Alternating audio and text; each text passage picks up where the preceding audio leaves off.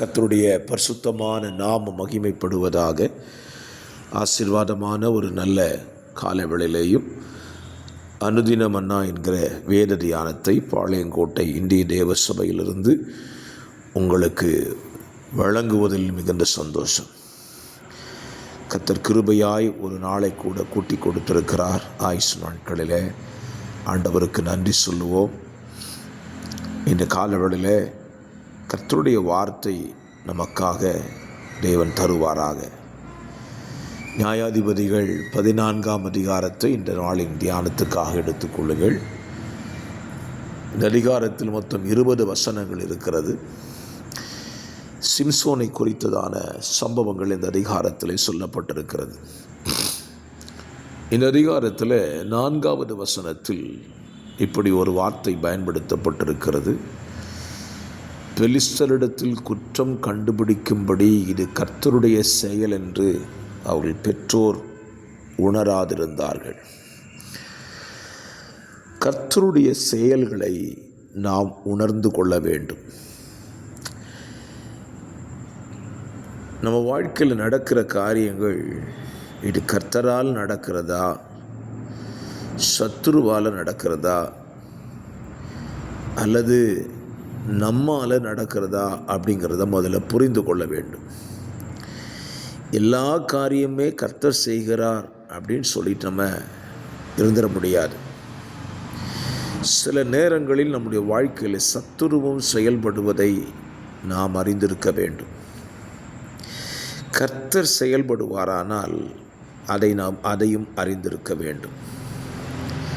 பாருங்கள், பெலிஸ்தரை தண்டிக்கணும் அப்படிங்கிறது தேவனுடைய திட்டம். அவர் விருதாவாக அவர்களை தண்டிக்கப் போவதில்லை. ஒருத்தரை தண்டிக்கிறதா இருந்தால் அதுக்கான காரணம் தேவை. காரணம் இல்லாமல் ஒருவனை தண்டிக்க முடியாது.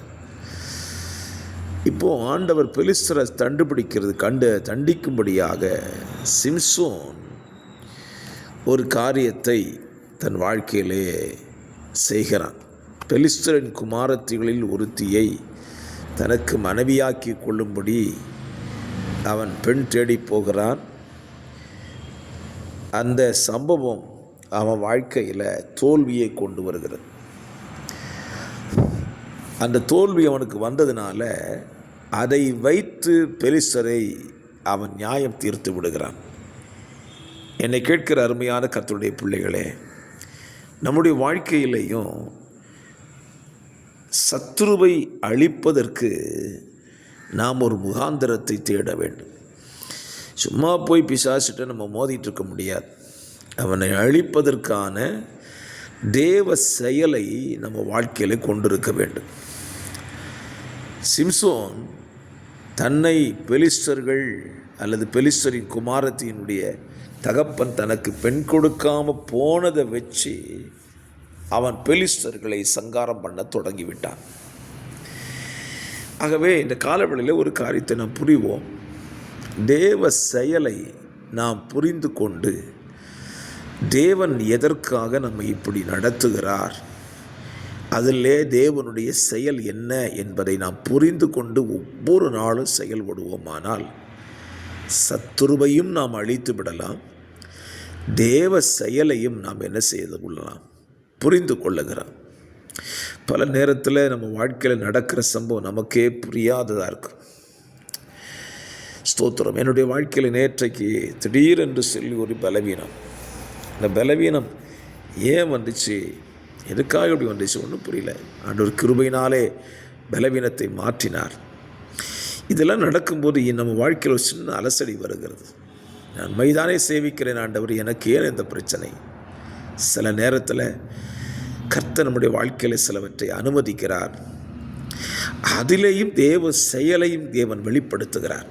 ஆகவே தேவனுடைய செயல்களை ஒவ்வொரு நாளும் புரிந்து கொண்டு அதில் நாம் மகிழ்ச்சியோடு கூட வாழ கர்த்தர் நமக்கு உதவி செய்வாராக. சத்துருவை மேற்கொண்டு ஜெயமுள்ள ஒரு வாழ்க்கை வாழ ஒவ்வொரு நாளும் தேவ செயல் நமக்குள்ளே வெளிப்படட்டும். பரிசுத்த பிதாவே, உங்கள் செயலை புரிந்து கொள்ளுகிற நல்ல மனப்பான்மை எங்களுக்கு தாங்க.